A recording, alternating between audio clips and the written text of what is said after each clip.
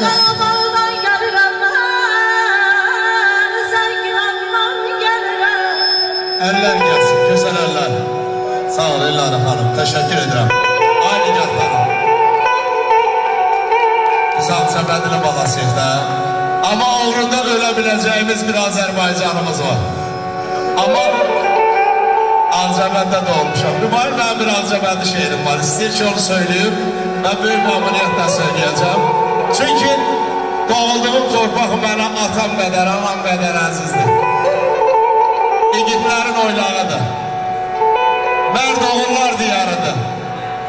Alınmayan bir qaladır doğma yurdum Ağcabədi. Musiqinin beşiyidir. Muğamatın özəyidir. O Yaqubun Üzeyrin vətənidir. Doğma yurdum Ağcabədi. Sinəndə güllər açacaq. Şöhrətin qanad açacaq. Həmişə məğrur olacaq. Doğma yurdum Ağcabədi. Kemal, ürəyin sevinir. Yurduma gözəller gəlir. Günü gündən çiçəklənir. Doğma yurdum, ana yurdum Ağcabədi. Doğma yurdum, ana yurdum Ağcabədi. Hey qurbanam Ağdamın yaraşına.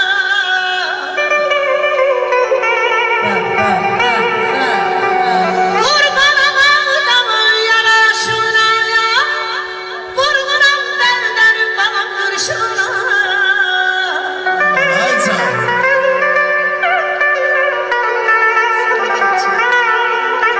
Hey benim Ağcabədim öz aşığına.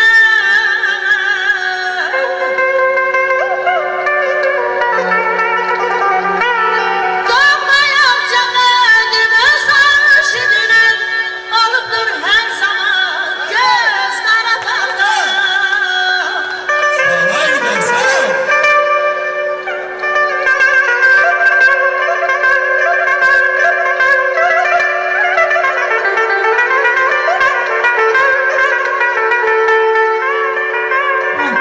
Sağ ol Ayşe, sağ ol.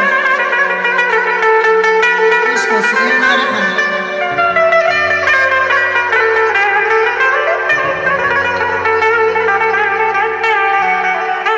Qartal oldum, qavaq oldum, qucağını zirvə saldım. Allah sana baxıb ilham aldım. Ana yurdum Ağcabədi, doğma yurdum Ağcabədi.